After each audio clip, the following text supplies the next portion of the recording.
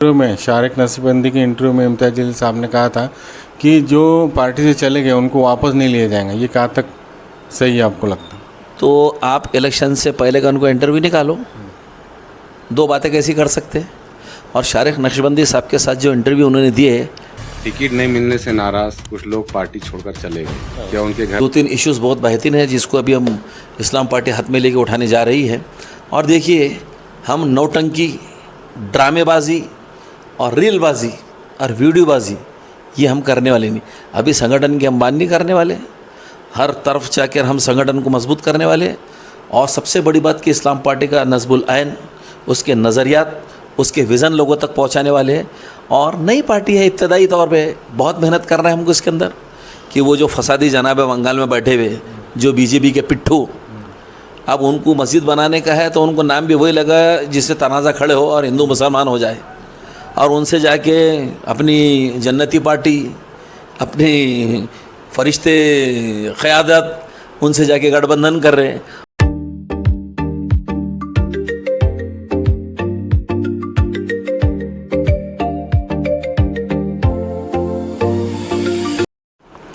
अस्सलाम वालेकुम, जय हिंद दोस्तों। मैं रहीम पठान आप सभी का स्वागत करता हूं गली से लेकर दिल्ली तक में।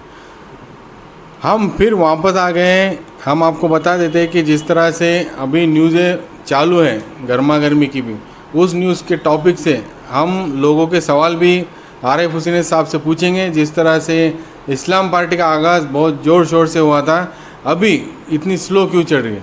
आरिफ हुसैन साहब, आपका स्वागत है गली से लेकर दिल्ली तक में।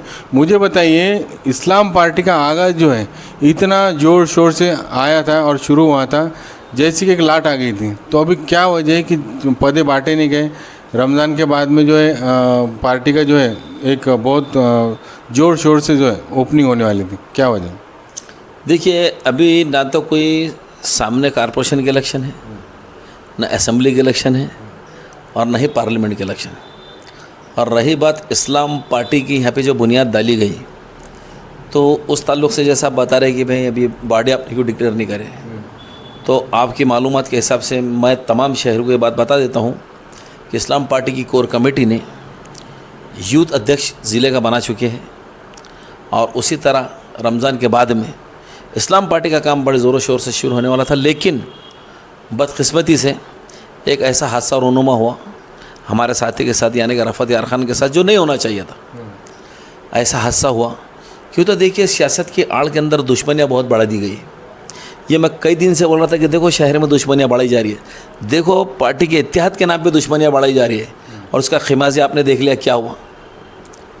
तो सड़कों के ऊपर जो है तब ये दुश्मनियाँ निकल रही है, और बहुत गलत बात है।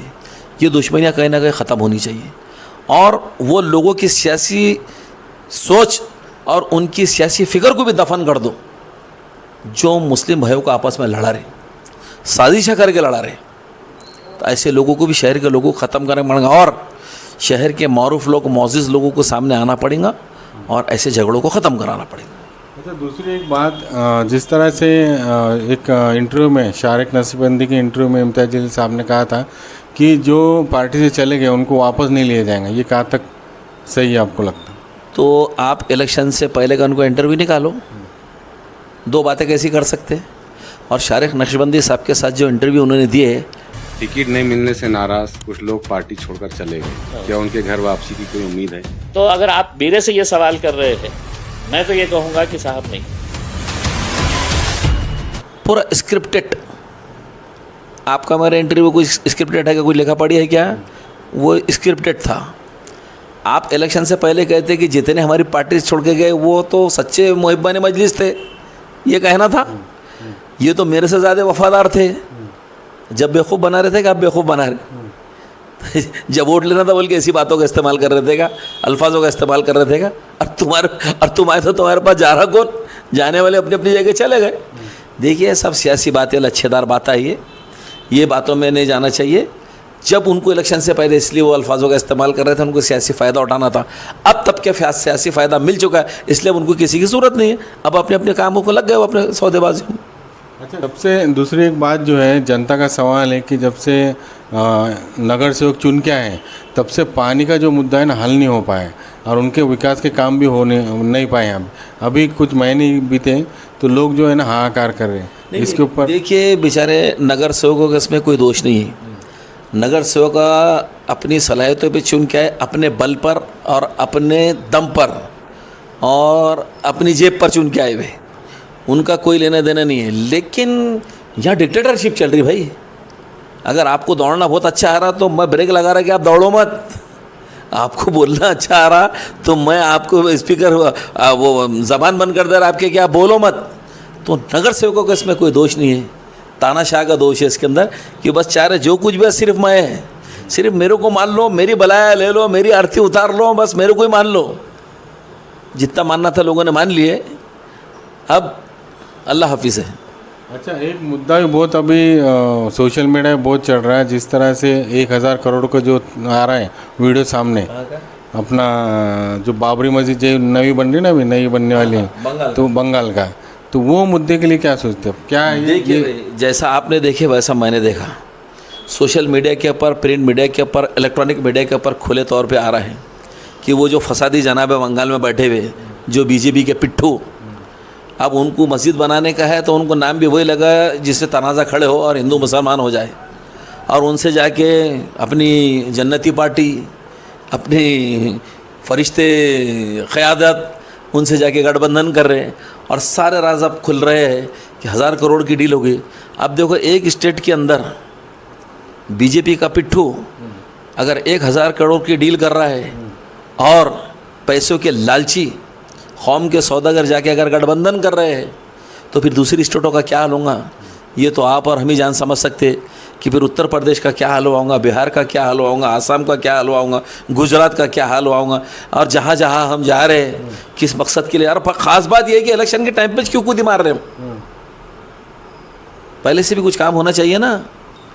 बंगाल में लोग आज तो परेशान नहीं है बेचारे, अगर तुमको परेशानी कहीं दिखती तो वहाँ कोई धरना लगना चाहिए था, कोई आंदोलन लगना चाहिए था, आपने सहभाग करना चाहिए था, संगठन खड़े होना चाहिए था, संगठन ने काम करना चाहिए था। टाइम पे जा रहा ऐसे की गोद में बैठ रहे जो बीजेपी का छोड़ा हुआ, उससे आपका गठबंधन, बहुत बड़ी धोखेबाजी है। और बस अल्लाह रहम करे कौम के ऊपर और कौम की क़यादत के ऊपर। अच्छा, दूसरी बात कि अभी जिस तरह से आपने कहा कि कुछ हादसा होने की वजह से रफ़त यार खान पे जो हमला हुआ था उसकी वजह से आपकी पार्टी थोड़ा सा, लेकिन क्या जो इस्लाम पार्टी के सुप्रीमो उनसे आपकी बातचीत चालू है कि भाई कब उसको? बिल्कुल बिल्कुल, उनसे हमारा पूरा रब्त चालू है और बहुत अच्छे अहम विज़न के ऊपर, अहम उमूर के ऊपर बातचीत भी हुई है। 2-3 इश्यूज़ बहुत बेहतरीन है जिसको अभी हम इस्लाम पार्टी हाथ में लेके उठाने जा रही है। और देखिए हम नौटंकी, ड्रामेबाजी और रीलबाजी और वीडियोबाजी ये हम करने वाले नहीं। अभी संगठन की हम बात नहीं करने वाले, हर तरफ जाकर हम संगठन को मजबूत करने वाले। और सबसे बड़ी बात कि इस्लाम पार्टी का नस्बुल ऐन, उसके नज़रियात, उसके विज़न लोगों तक पहुंचाने वाले हैं। और नई पार्टी है, इब्तदाई तौर पे बहुत मेहनत करना है हमको इसके अंदर, लेकिन इंशाअल्लाह उतनी मेहनत ज़रूर करेंगे हम कि तुम्हारी जो सोच है तानाशाही की, इंशाअल्लाह उसको ख़त्म करेंगे। आज भी आप कमिश्नर से मिले, कल महापौर से मिलने वाले हैं, तो किस विषय पे आप मिलने वाले हैं, जिसका क्या मुद्दा है? नहीं देखिए, 4 तारीख के दिन हरसुल के तालाब के अंदर 2 नौजवान जहाँ भाग हो गए जो तैराकी के लिए गए थे। और सबसे उसके अंदर हम एक अहम बात यह है कि वो दोनों को बचाने के लिए एक बच्चा जो हो गया, वो बच्चे की भी जान वहाँ चली गई। और 4 तारीख से इस इशू के ऊपर किसी ने बात नहीं उठाया। इस्लाम पार्टी ने बड़ी संजीदगी के साथ इस दुर्घटना को, इस घटना को लिया है कि नौजवान बच्चे वहाँ पर जाके जो अपनी जानें गंवा बैठे। तो मैंने आज ख़ास तौर से ख़ुद एग्जीक्यूटिव इंजीनियर वाटर की जो है सप्लाई पानी की, उनसे मेरी बातचीत हुई। तो मैंने कहा कि भाई वो सब आपके पोजीशन में है, तो वहाँ आपने कितने सिक्योरिटी गार्ड, कितने सुरक्षा गार्ड लगाए थे, और लगने के बाद में हादसा कैसे रोनुमा हुआ। उन्होंने खुला कहते कि ये मेरी जिम्मेदारी में नहीं आता, ये मालमत्ता की तरफ आता, और चामले साहब से आप बात कीजिए। अब उसके इंचार्ज मालमत्ता अधिकारी चामले साहब हैं, मैंने उनको भी फ़ोन लगाया, उनसे फ़ोन लगा के मैंने बात करा तो चामले साहब का कहना है कि भाई मेरा कोई लेना देना नहीं है, ये तो काम उनके तरफ है, टाल मटोल की बात कर रहे हैं। तो आज मैं अबुल हसन साहब, हमारे इस्लाम पार्टी के कुछ ज़िम्मेदार लोग आज जाके कमिश्नर साहब से मिले, जो नए कमिश्नर साहब हैं, उनको हमने आज की डेट के अंदर एक लेखी में उनको तकरार दिए और साफ तौर से कमिश्नर साहब को हमने कहा कि इस्लाम पार्टी का ये स्टैंड है कि आपकी लापरवाही की वजह से वहाँ पर 3 नौजवानों की 4 नौजवानों की जाने गई। आपकी लापरवाही ऐसी है कि इतना बड़ा पानी का तालाब वहाँ पर है, आपने कोई सेफ्टी वॉल या कोई सुरक्षित भिन्न थी या कोई एहतियाती तदाबीरें बिल्कुल नहीं की है। और दूसरी चीज़, वहाँ पर जो सुरक्षा गार्ड एहतियात के इक़दाम, वो सिक्योरिटी गार्ड होना चाहिए थे, वो वहाँ मौजूद नहीं थे, जिसकी आपकी लापरवाही की वजह से 3 से 4 नौजवानों की वहाँ जाने चले गई। तो हमारा बोलना ये थे कि तालाब जो एग्जीक्यूटिव इंजीनियर की जिम्मेदारी में आता और जो सुरक्षा गार्ड वहाँ थे, उनके ऊपर निगलिजेंसी का यानी कि निष्काळजीपने का यानी कि लापरवाही की वजह से हुई मौतों का गुनाह उन पर मुकदमा दाखिल करना चाहिए। और जो 3 से 4 बच्चे के वहाँ जान गई है, उनके महरूसिन को यानी कि वो पीड़ित परिवारों को 50-50 लाख रुपए का कंपनसेशन यानी कि मुआवजा देना चाहिए। ऐसी आज मेरी कमिश्नर साहब से बात हुई है और कल हमारा एक वफद पूरा डेलीगेशन इसके अंदर माननीय महापौर साहब यानी कि हमारे समीर राजूरकर साहब से, उसी के साथ साथ हमारे डिप्टी मेयर जनाब राजेंद्र जंजाड़ साहब से, और उसी तरह स्टैंडिंग कमेटी के चेयरमैन जनाब मकरिया साहब से, और कारपोरेशन के विरोधी पक्ष नेता समीर साजिद साहब से हम कल मिलने वाले और कहने वाले कि हाउस के अंदर आप इंसानियत का तकाजा है, इसमें कोई सियासत नहीं होना चाहिए। देखिए, आप बेतुके इशू को लेकर सड़कों पे आ रहे हैं, बेतुके इशू के ऊपर जो है तो नाटकबाजी ड्रामेबाजी चल रही है, लेकिन यहाँ इंसानी जाने गई और ये सब कारपोरेशन के दायरे में आता है। तो कारपोरेशन के दायरे इख्तियार में आता है, तो वहाँ पर तालाब के ऊपर एहतियाती तदाबीरें होना चाहिए। और ये आज ये ऐसा नहीं है कि पहली बार हुआ, इससे पहले भी आप मेरे स्टेटमेंट दे सकते हैं, इससे पहले भी मैंने नुमाइंदगी कर चुका जब जी श्रीकांत साहब और अस्तिक कुमार पांडे साहब थे कि देखो वहाँ पर सुरक्षा गार्ड नहीं होने की वजह से बच्चे जाके पानी में तीरते और उनकी जानें बाख हो रही है, लेकिन हमेशा कारपोरेशन की लापरवाही रही। मेरा ख़ास तौर से कारपोरेशन के प्रशासन से, महापौर साहब से, कमिश्नर साहब से विनती है कि जितना दायरे रकबा है हरसुल के तालाब का, उसकी पूरी गवर्नमेंट मोजनी करके उसकी पूरी सेफ्टी वाल मारो। गाज़िबाना कब्ज़े बहुत हो चुके पीछे से, सब हटाओ और वहाँ पर सुरक्षा गार्ड ऐसे रखो कि कोई बच्चे आके वहाँ पर ना तीरना चाहते हो। पानी है तो बच्चे तीरने को आने वाले, जिम्मेदारी आपकी है, प्रॉपर्टी आपकी है, एहतियाती तदाबीर कारपोरेशन को करना है। जो हमसे लापरवाही हुई और बच्चों की जाने जा रही है, तो ये सारी चीज़ों को रोकना है। और इंसानियत का तकाजा ये है कि बिल्कुल वो महरूसिन के साथ सबने खड़े रहना चाहिए, इसमें कोई राजनीति नहीं लानी चाहिए।